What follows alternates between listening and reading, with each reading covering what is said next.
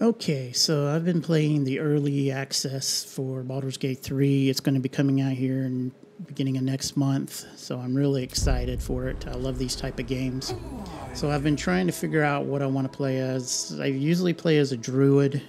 That's what I did in World of Warcraft. I also did my very first character ever in like World of Warcraft. I'm going to talk about the original vanilla was Warlock. So I was thinking maybe I should do the same thing, go with a Warlock. I've been playing around with a sorcerer. I really like the sorcerer and the druid, but I decided to try something different. So this one I'm going with a female Drow Warlock. And this may be what I do my first playthrough of this game when it releases. So I figured I'd just kind of go over what I'm going to, kind of some of my ideas. Maybe y'all have some better ways to do it. You can put in the comments, help me out, figure this out. But right now, I'm kind of enjoying it. As you can see here, the background, I know it doesn't really matter unless you're really, too much. I mean, you get some proficiencies, but I was struggling to try to figure out exactly what I wanted. And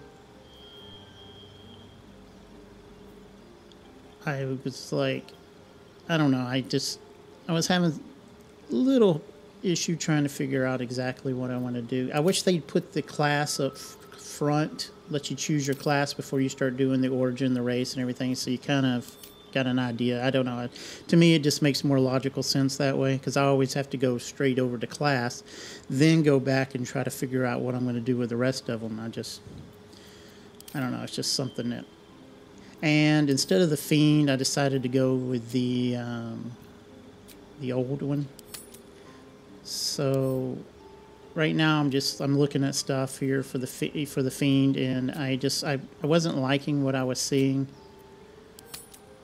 I mean, they'll be probably the same, but I wanted to try something different. Because I think that Will, Blade of the Frontier dude, I think he does the Fiends, so I wanted to do something a little different. I don't plan on using him too much.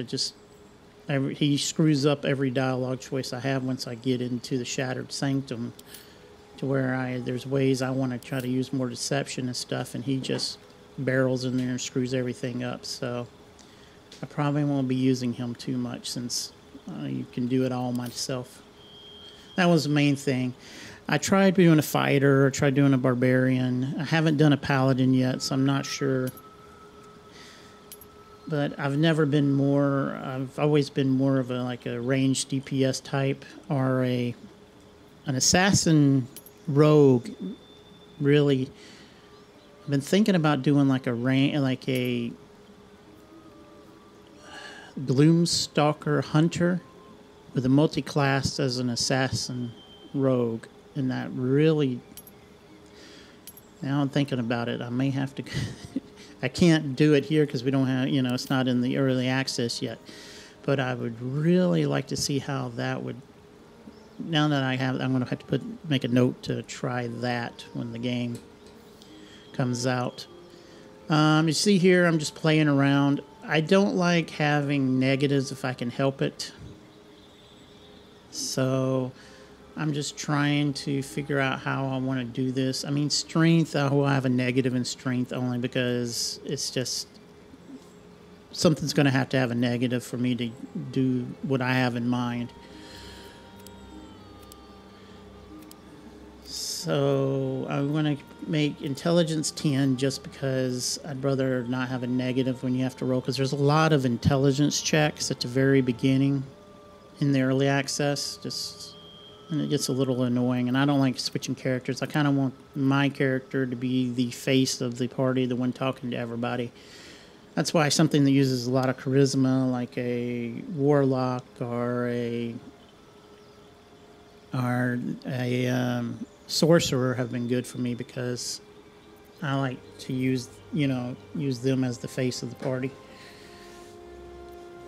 As you see here, I'm doing 8 strength, 16 dexterity, 14 constitution, 10 intelligence, 10 wisdom, And I'm keeping the 6+3 for the 16 in charisma. Keeping a high dexterity, a little bit higher than the constitution, only because I want to be able to dodge a little bit more. Here, like I said, I went with deception. I got animal handling, which is going to give me wisdom +2. I got perception, which is +2 wisdom, and then I got survival, which is +2. Because I went with the folk hero origin. There's a lot of little survival checks, like, you know, tracks and stuff that I kind of like. And then the animal handling is pretty nice when you're dealing with, you know, certain animals. Just be able to kind of, like, there's one where there's these spiders in a crevice and there's a little packet of gold and it has a spider egg inside there. It's nice to have an animal handling because it's easier. I mean, I can use the vampire guy, the rogue guy, to do the rogue and grab it, but I prefer to try to charm the animals and try to then reach in and grab it. I don't know, it just feels better. So yeah, so I'm going the great old one. Now the cantrips, of course I'm going to Eldritch Blast, I'm going to Hex, and I'm doing the armor. I feel like those are the two best. Now I went with, I think what is this, Mirrored Illusion or whatever, just because I couldn't think of anything else. I mean, there was a couple of other ones. I really like Hellish Rebuke, but I may pick that up around either 2 or 3, I don't know.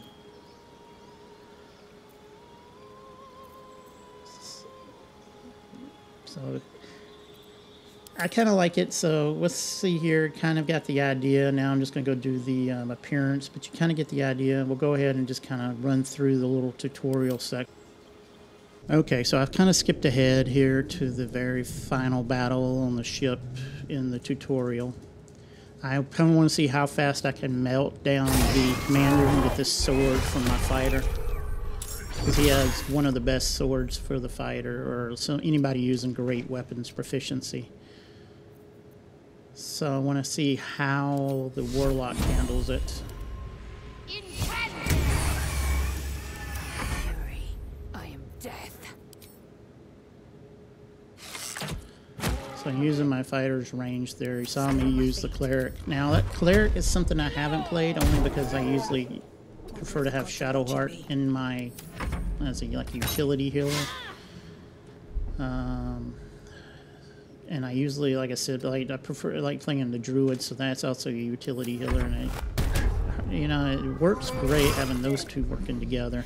It's just the rest of the party. I usually use the rogue only because he has an expertise in sleight of hand, so it makes disarming and opening traps easier.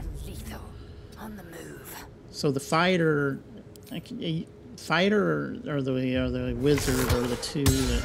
And if I'm playing, like I said, as a sorcerer, then I don't really need the wizard.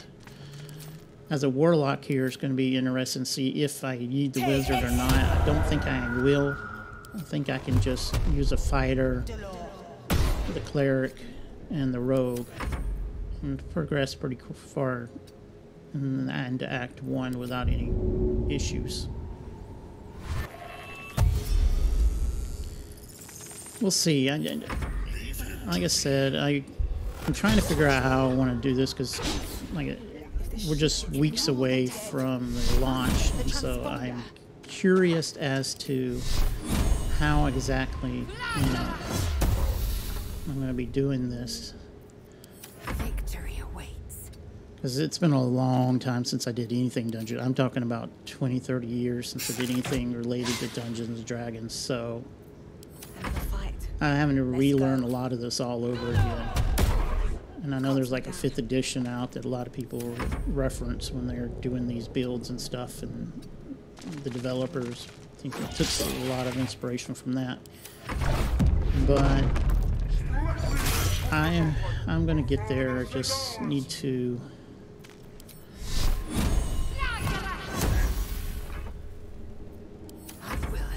Sorry, I'm a little distracted with the fight, trying to figure out how I'm going to move my characters around here. There we go.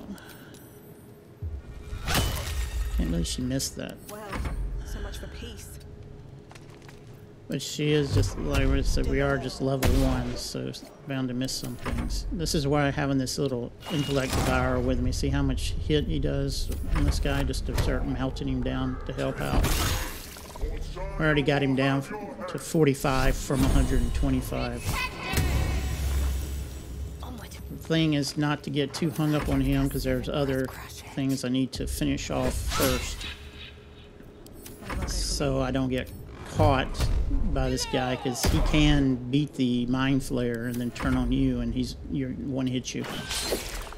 So if I don't have my other characters ready to go and get to the end so we can crash the ship and get off, start the game, then kind of put you in a bad spot. So this is kind of where I'll do this for a bit, but I'm getting close to where I'm going to have to start moving these people forward, because he's going to bring his buddies out here soon.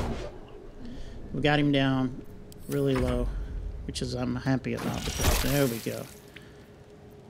Almost took him out that time. And we still got about 24 left on the mind flayer. Stupid dogs. We still have about 24 left on the mind flayer to take out the guys when they come in. There we go. So she finished him off. You see, we get 150 experience points for getting him, but the main thing is the sword he carries. Come on.